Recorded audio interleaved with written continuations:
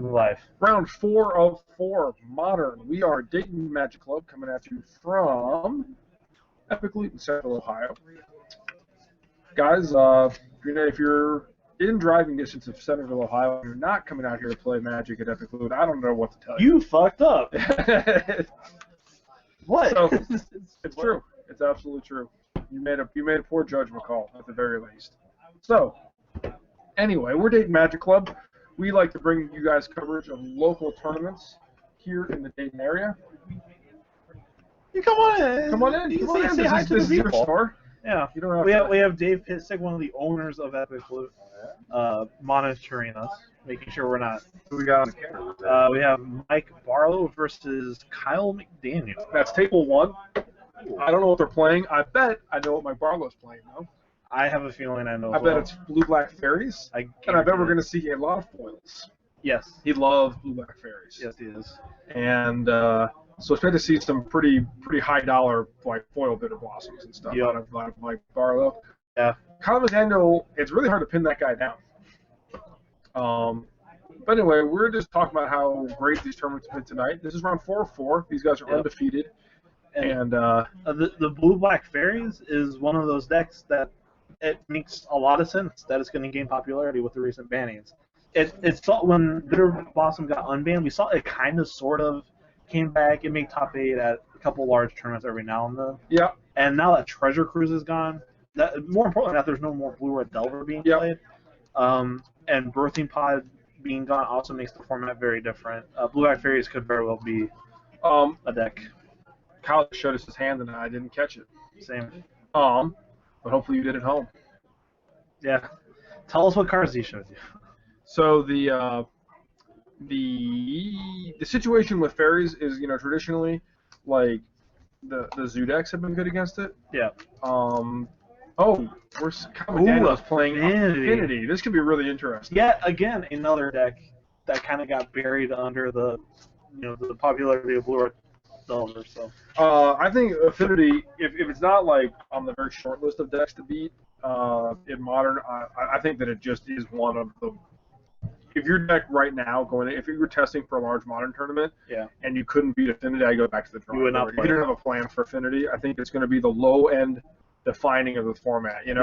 Like formats generally have like something that pressures the low end, like the super fast deck that your deck has to be able to keep up with, and then it usually has something on the top end that you have to be able to they can go over the top of everything else. I think Affinity is definitely your baseline tester for how fast of an aggro deck can my deck handle. Exactly. Yeah, that's one of the you can't beat it. Yeah, you got to be. I mean, it's like the default aggro deck. Yeah, it is certainly very vulnerable to linear hate cards. This is a good start from Kyle McDaniel. Yes, very much so. So as Arcbound Ravager joins the party. Oh man, Arcbound Ravager. I miss it so much. It was like the first Ravager was like the first default best deck in a format that I broke down and built. Yeah. I mean, it was so much better than everything else. Right. It was funny. Like either you were playing Affinity or playing these decks that were just grotesquely good against Affinity. We're talking like Reconstruct with like Eternal Witness. When people talk about like decks that are just like hate decks, if you didn't play during Mirrored Insanity, you have no idea what that means. These were decks that were playing main deck Oxidize, main deck Shatter, main deck Eternal Witness to get those cards back. So Mike Barlow had some sort of card to take care of Arcbound Ravager. I don't know what it was though.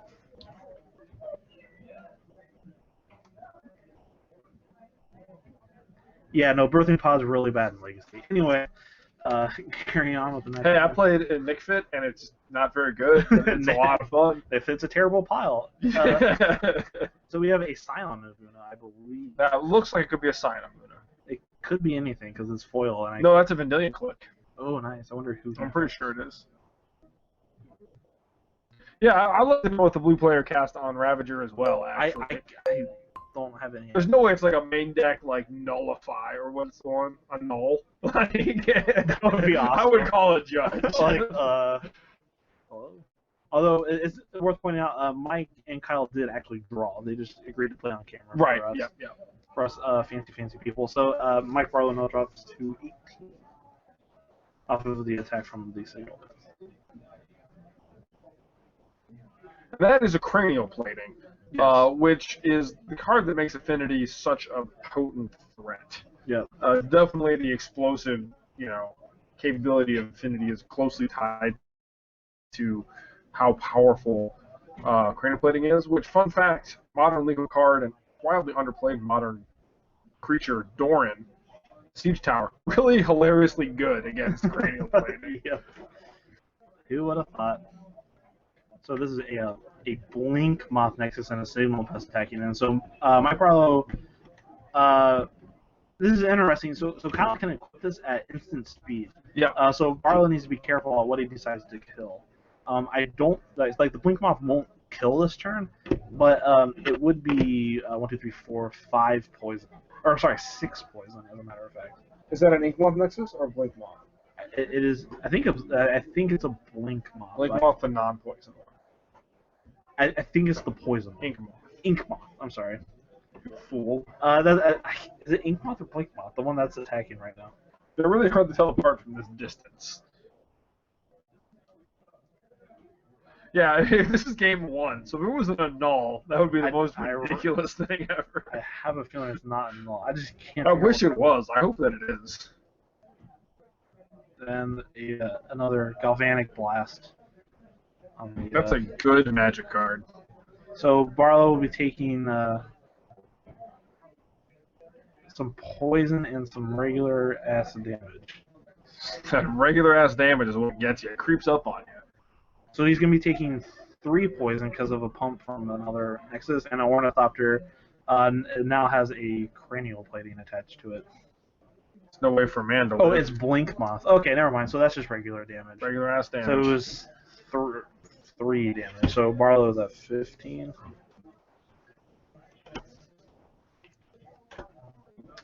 This is exactly the start Kyle wants. Fairy's not too great at playing from behind. No, it really wants to get ahead, and it's really a tempo deck, right? Like, it wants to establish some early pressure and back it up with a copious amount of disruption. Barlow's snapping the cryptic command to tap his team and draw a card. He doesn't really feel like dying this turn.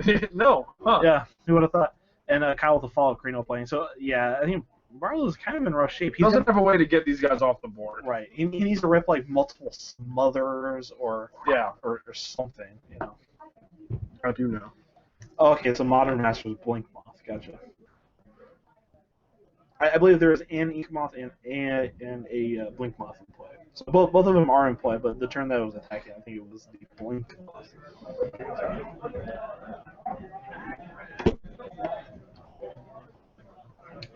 Ooh, a Mistbind Click. I mean, that's like a magic card. Yeah, I don't think it's going to be too hot here, though. No, I do agree with Because you. it only taps the lands, right? Yeah. In which Kyle can still equip at, like, instant speed. And it's like a 4/4 or something, right? Like, I mean, it beats down, but Yep. it's double cranial plating with instant speed mana up is probably going to be enough here. Right. Yes, this is game 1.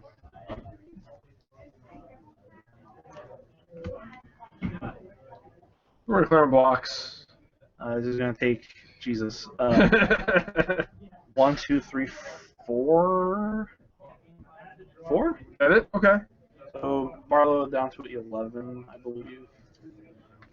And Barlow's got some powerful cards. I mean, chaining some cryptics together into, I don't even know, I don't know what, though. Beat with the Mutavault. Show him his boss, Mike. Don't take. You don't have to take this from him. Send the message. Kyle at 18. I think Mike has a chance if he just rips like perfect cryptic commands. Just like but like this is looking kind of rough. Well, Kyle's light on. Well, yeah, I don't know. It's looking pretty bad. Let's see. So that's 1, 2, 3, 4, 5 artifacts in play. And yeah, Mike has another cryptic command to draw card, but I mean this is only going to do so much. We just beat the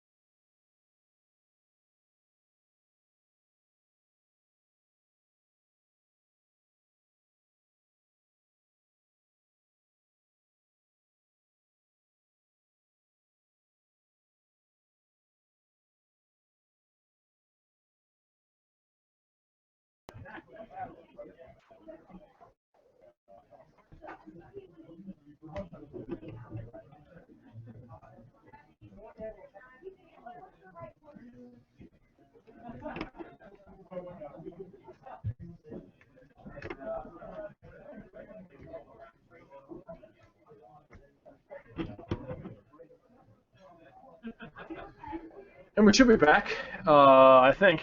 I don't know what happened. We lost communication with our coverage computer. But here we are. Beatdowns continue, and that's enough. Barlow has seen enough. That's game 1 to Kyle McDaniel. Now we'll see how many annuls and...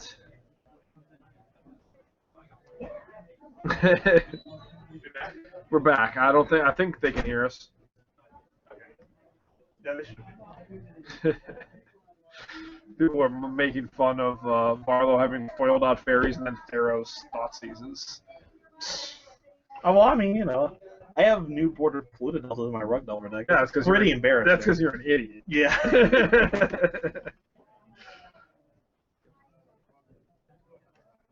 So, did you ask him while you're over there what that blue card was? Because I'm really curious how he killed the Ravager. I have no idea. It was in the graveyard. He killed it. I don't understand.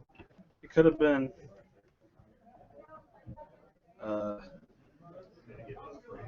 It's super laggy. Yeah, that could be. That's certainly possible. That's true. We had a good run. We're on the wireless internet right now here. Oh, it should be okay now, guys.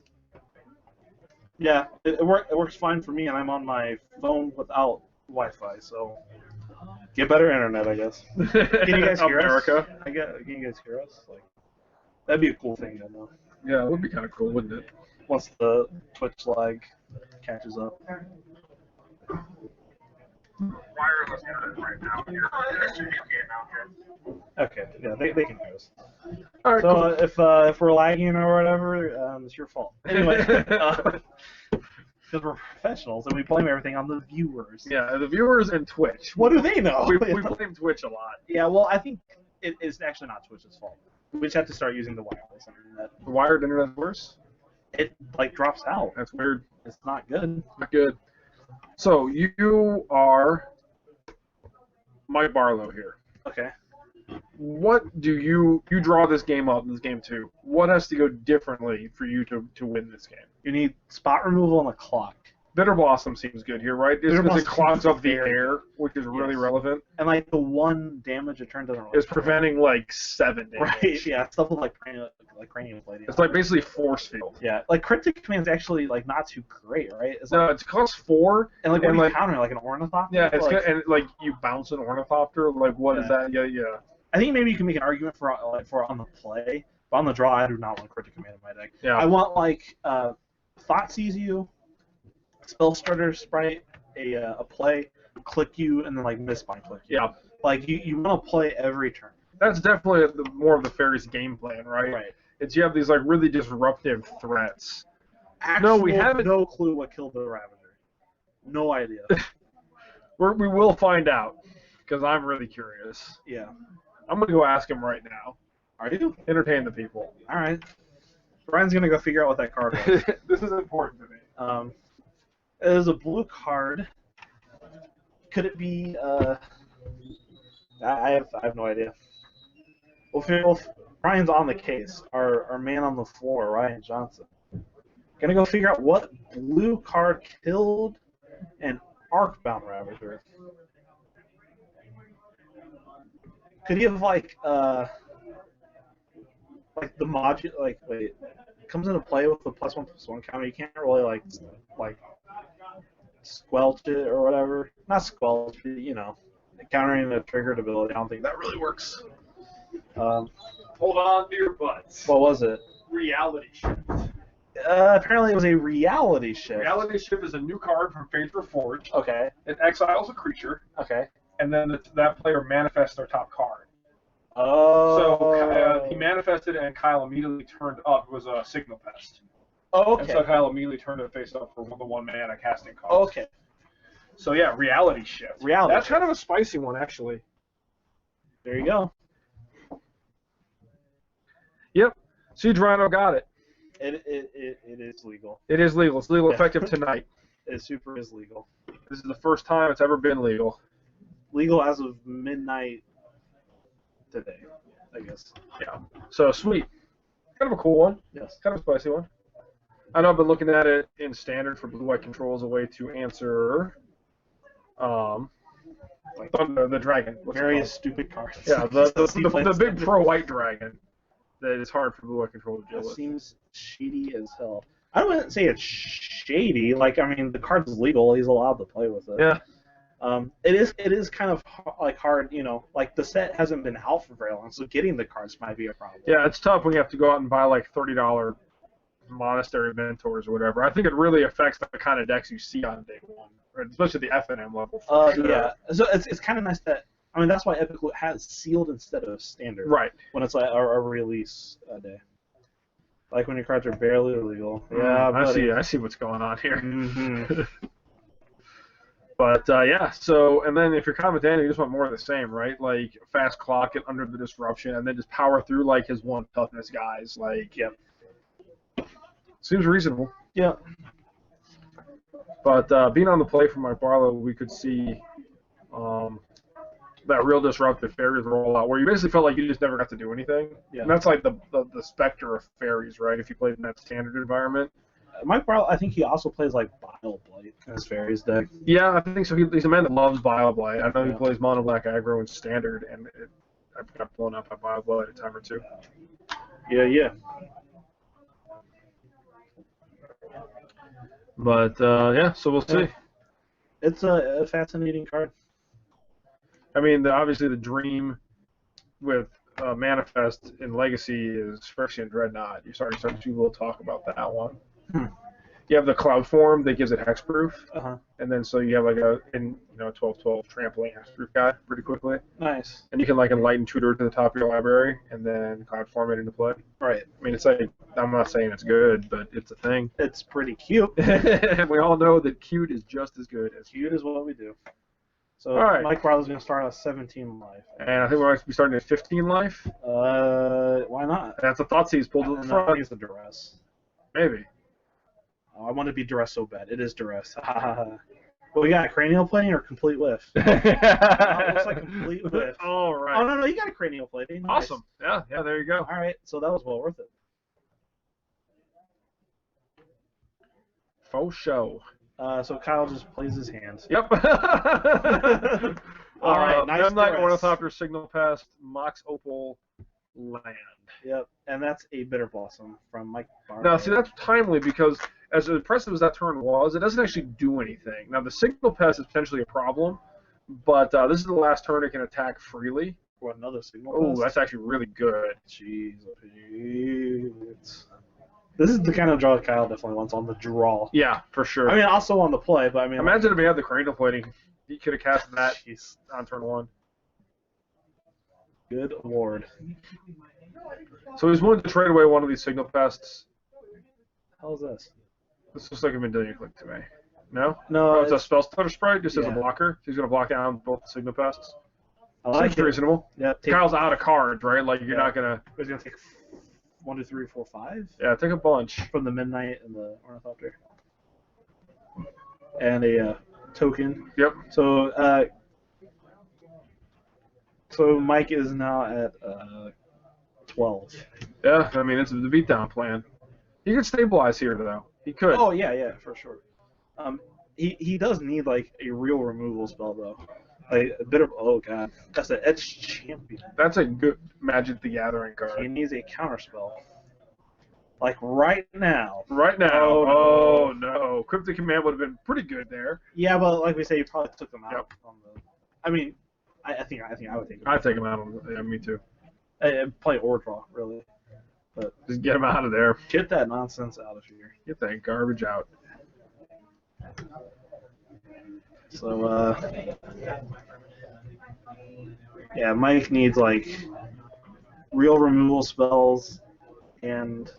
I mean, he just needs to race from this point, right? Like, he needs like, But every time he gets a guy, he's taking a point, you know? yeah, he needs like misbuying clicks to get to Yeah. the sky and He start needs- racing. He needs big power. Yeah, Scion of Una would be pretty good. yeah, big flyers. Kyle very methodical with his attack. Going to. Yeah, I think this is a nice attack. I agree. I mean, Mike is looking to kill creatures, and he's not attacking with his fairy, so it's better just not to let the fairies do anything. Right, exactly. You know? What we got here? Let's say misbind click, I believe. In response to a Thoughtseize. Where's the Hercules recall? Yeah, Hercules recall would be pretty good. Yeah. Hercules recall annul, Snapcaster annul. There you go. Yeah. Yeah, yeah, that's how you do it. Sure. What we got? Another. Oh, he takes an unknown blue card. Could that be another reality? I think that's reality shift he took. So Barlow championed his Bitter Blossom, knowing that he generated has 2 blockers from the table, and it's not going to make it harder to race that edge champion. So Mike is at 8, and now Kyle goes down to 16. Yeah. So Barlow's still losing the race at this point. Yep. But it wouldn't take much to turn around. Cyan of Una, another misbound click. Can you manifest a token and block the champion? Yes, I believe that's correct. Wow, yeah, he definitely could do that. Yeah. Fascinating. I think Kyle spotted that, which is why he took the. Right. Yeah. Yeah, took it. Yeah, that's a good play. Wow, that's a really good point. Fascinating. All the angles, all the lines. All the lines. The sick lines. Yeah, that'd be pretty awesome. Like, why not do it? Because to kill an Edge champion. Oh, that's a Vault Scourge? Uh-oh. Vault Scourge and Midnight attacking. I think that's Midnight. Is it Midnight? Or is that a Signal Pest, or is that a Midnight at the bottom?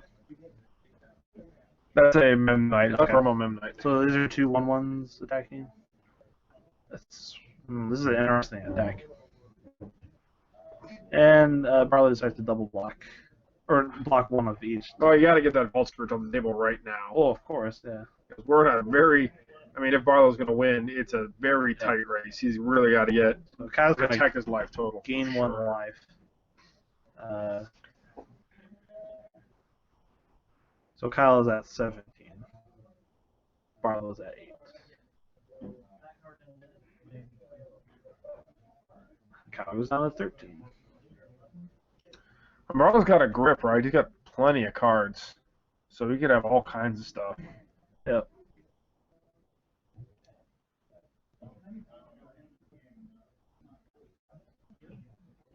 But he needs something. He needs I mean, if you have Cryptic Commands in his deck, a couple Cryptic Commands, it turns this race around. yeah, a Hercules recall and then block and then kill your S champion would be pretty unbelievable. Well, it would bounce the Edge champion. Oh yeah, good point. I mean, Hercules Recall counter your Edge champion is pretty good. Yeah, that would be fine. People play Hercules Recall in Modern. It's not unheard of. It's really good. I mean.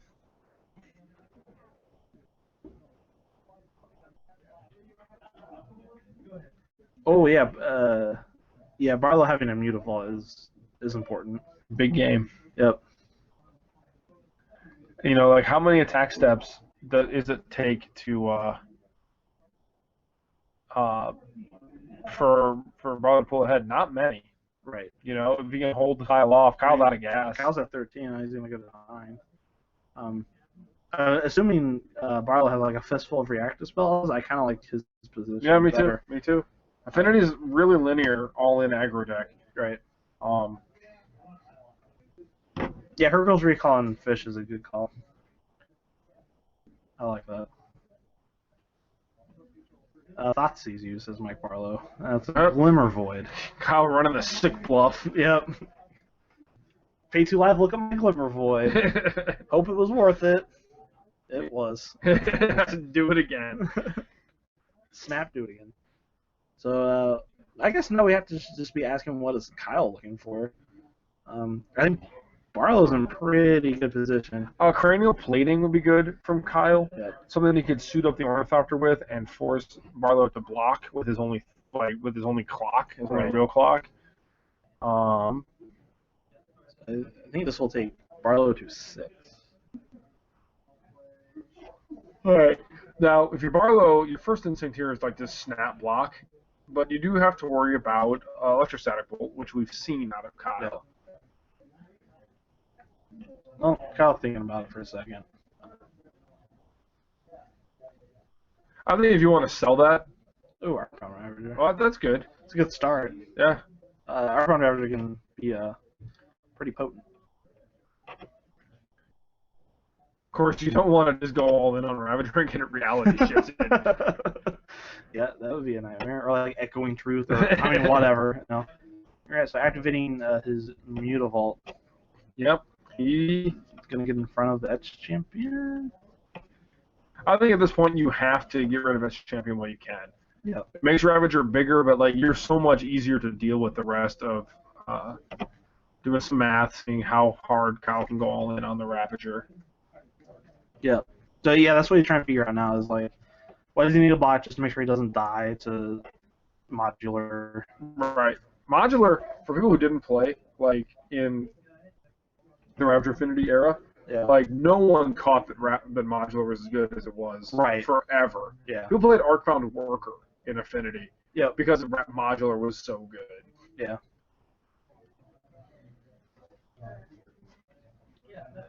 Affinity, an all-in, very linear aggro deck, but very good at putting its opponent in really tough blocking situations between instant speed equipping cranial plating and Ravager. Right. It's just a nightmare to try to set up effective blocks. Yeah. Barlow, aware of the danger, though, definitely can tell that he's not going to get caught unawares by how explosive Ravager can be. Wait, did Barlow just die? He may have. Wait, now I am confused. I do not know what happened in that game. Let's catch the instant replay. Oh no, Barlow won. They're sideboarding. Never mind. Okay. Was Kyle dead? Yeah, I think Barlow made the right block. Oh no, Kyle won that game. Yeah. Fascinating. Yeah. They're the Hercules recalls we were talking about. Yep. I think that Barlow just didn't have the life to spare. Right. To deal with the Ravager getting. And plus, I was completely guessing at the life totals the whole time. We're just making up as we go. I was like, Kyle's 100 and 9. So that was round 4 of 4. Oh, Barlow just. Yeah, he was just dead. I mean, like, he wasn't dead on that attack, but he just didn't have an answer to the Ravager, I think, is the problem. Yeah, I honestly don't know what happened. Yeah. So I'm not entirely sure. I just think that he couldn't effectively block in that situation and stay alive. There's a lot of artifacts on the table. Yep. So that means Kyle McDaniel moves on to 4 now. Yep. Well, technically 3-0-1. They split. Drew, yeah. But an impressive 4-0 run with Affinity. Absolutely. Kind of a boogeyman of the modern format. Like, it puts up enough big numbers and people will just hate it out because it's so vulnerable to like really powerful hate cards. Right. But you start leaving those at home and you see what happens. It's just incredibly powerful, aggressive deck. Yep. Players just talking about their various plans for the matchup. But thanks for joining us, guys. We had a great time. Yeah.